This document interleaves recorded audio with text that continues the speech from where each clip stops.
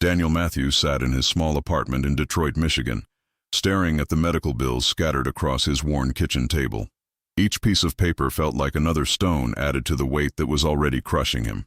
His 10-year-old son, Tyler, lay in a hospital bed at Children's Hospital with a rare neurological condition that required specialized treatment impossible to obtain through their basic insurance coverage. The cost of private therapy and surgery was astronomical, $300,000. For Daniel, an auto mechanic earning barely $3,000 a month, this was a sum as unreachable as the stars. For most of Tyler's life, Daniel had been what people call an irresponsible father.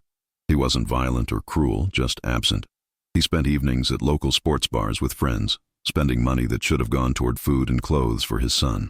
Weekends were devoted to watching football games and gambling on whatever he could find, while his ex-wife, Rebecca, raised Tyler alone.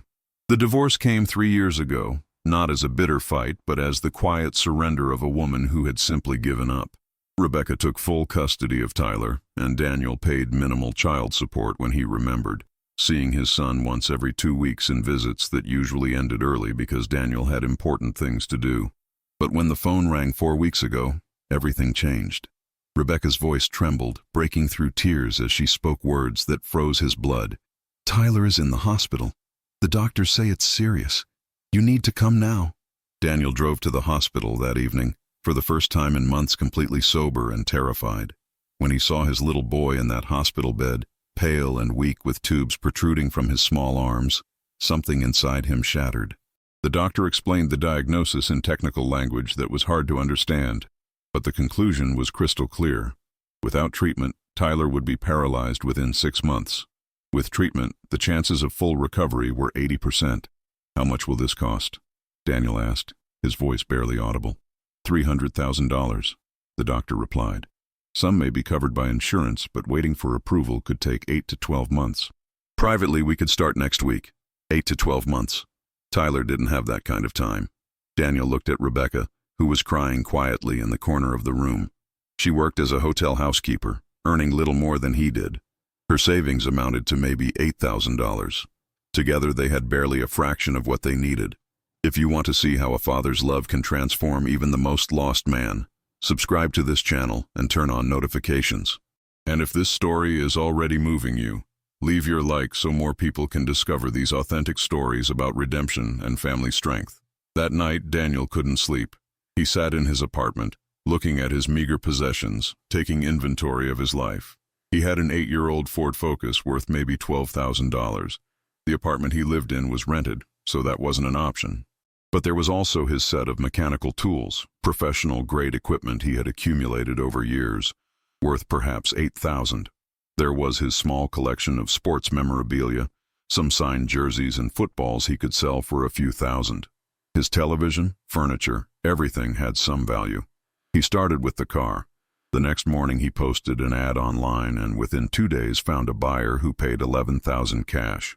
The car had been his pride, his means of independence, but now it seemed so insignificant. He sold his tools to a fellow mechanic for $7,000, though he knew they were worth more. Time was more important than money.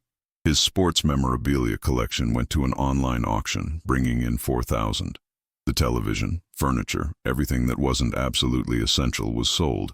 But even after selling everything he owned, Daniel had only $32,000. That wasn't even 11% of what he needed. He sat in his now nearly empty apartment on a mattress on the floor, the only remaining piece of furniture, feeling helpless. But something had changed in him. For the first time in his adult life, he felt purpose. Real determination that wasn't tied to his own pleasure or escape. He went to his boss at the auto shop where he had worked for 10 years.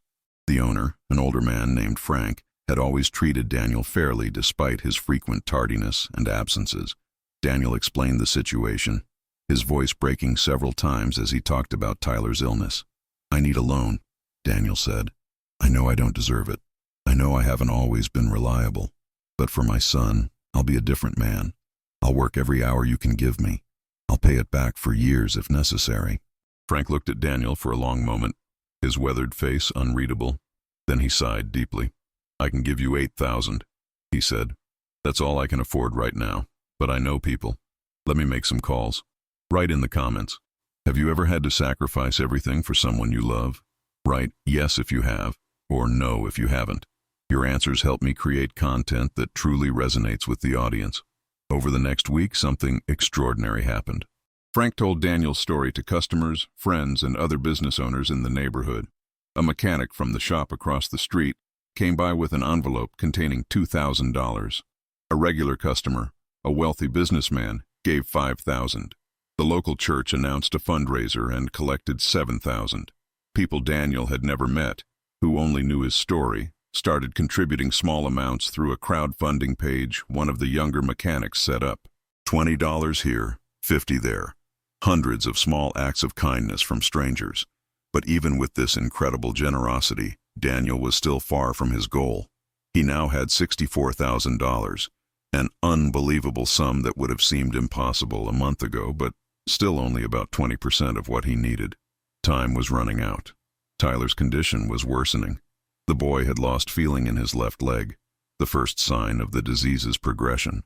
Daniel started working 2, sometimes 3 shifts a day.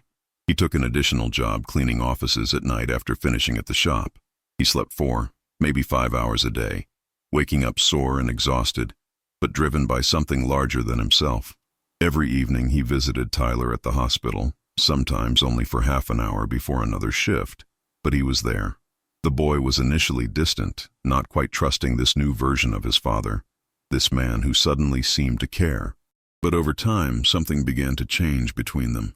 Daniel brought books and read them aloud to Tyler. He told stories about his own childhood, admitting his mistakes, explaining without excusing why he had been so absent. Tyler listened, his young eyes processing these confessions. During one of these visits, the boy finally asked quietly, "Dad, have you really changed?" Daniel took his son's small hand, feeling the weight of the question. "I'm trying, son. Every day I'm trying. And if you give me the chance, I'll keep trying for the rest of my life." Tears formed in Tyler's eyes. "I just want you to be here. I don't need expensive treatment if it means it's killing you with work." "No, Tyler," Daniel said firmly. "You're getting this treatment. I'll find a way." Rebecca watched Daniel's transformation with mixed feelings. Part of her was grateful, seeing the man she once loved finally taking responsibility. But another part was angry, wondering why it took such a tragedy for him to change. Why couldn't he have been this father all those years? But she didn't let those feelings disrupt the current situation. Tyler needed both of them, and for the first time since the divorce, they were working together.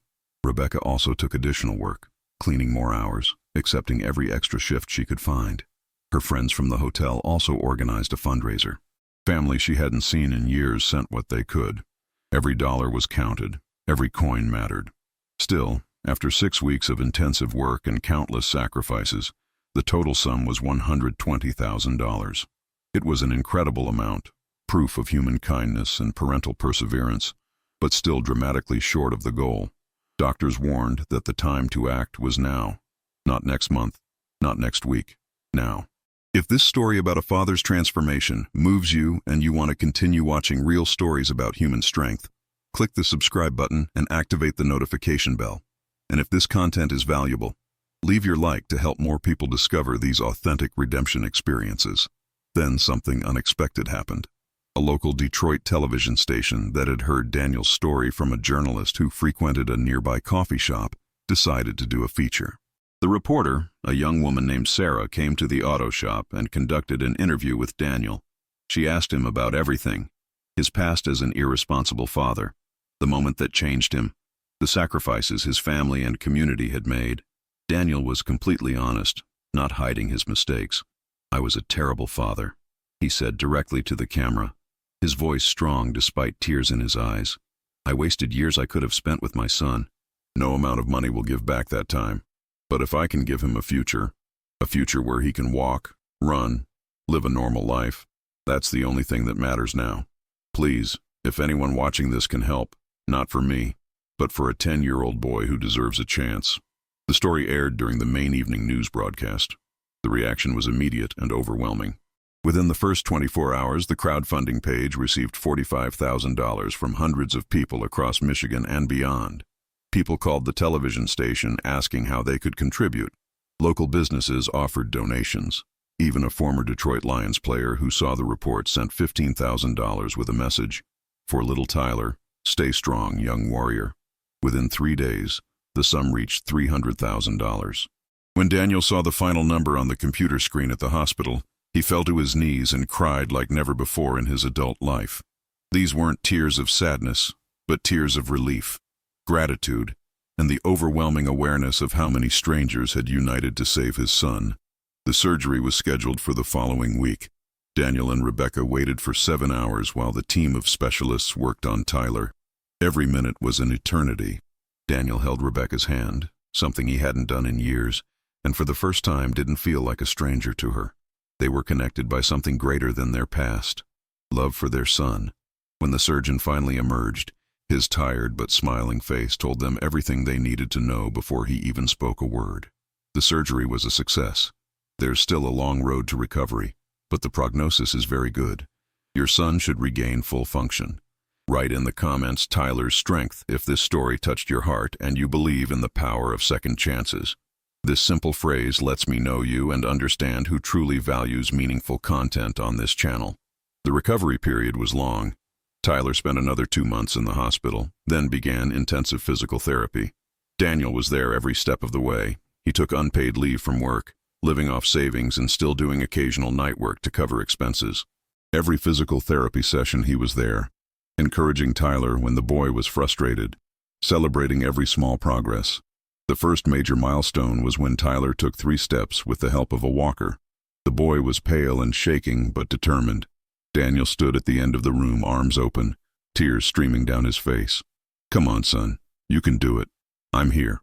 Tyler took 1 step, then another, and then a third, falling into his father's arms. Both cried, holding each other, while the physical therapist wiped her own tears. Months turned into regular routine. Daniel continued working, but now with discipline and purpose. He paid back the loans from Frank and others who had helped him.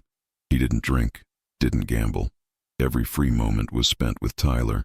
He helped the boy with homework, taught him about cars, took him to his first real football game when Tyler was strong enough to travel.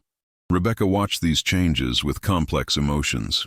Daniel wasn't trying to win her back as a wife. He seemed to understand that ship had sailed. But as a co-parent, as Tyler's father, he was unrecognizable compared to the man she had married. In one candid conversation while Tyler slept after a therapy session, she told him, "I wish you could have been this man earlier, but I'm grateful you are now." "Me too," Daniel replied quietly. "I can't change the past. I can only try to be better every day." Share your age in the comments and write if you believe people can truly change. Your responses help me understand my community and create content that really matters to people like you. 1 year after the surgery, Tyler returned to school full-time.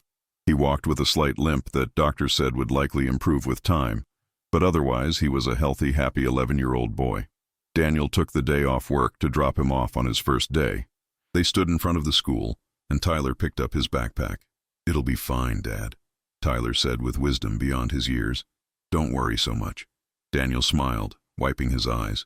"I'll always worry about you. That's part of being a father." Tyler smiled, then did something unexpected. He hugged Daniel tightly. "I know you weren't perfect before, but you're perfect now when I need it. I love you, Dad." Those were words Daniel didn't know he needed to hear. Words that healed wounds he didn't know he was carrying. "I love you too, son. More than you'll ever know." He watched Tyler walk into the school, joining other children, laughing and talking. A normal boy living a normal life. Tears streamed down Daniel's face, but they were tears of joy and gratitude. Later that day, Daniel returned to the shop where Frank was waiting with a wide smile. "How did it go?"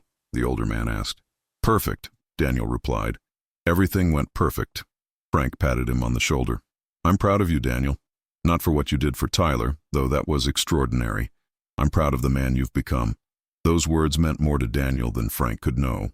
All his life he had sought acceptance in the wrong places, in bars, in gambling, in superficial friendships. But true acceptance, true worth, came from who he was to his son, from the man he had decided to become. In the evenings, when Daniel lay on his mattress in his still modest apartment, he thought about the journey he had traveled.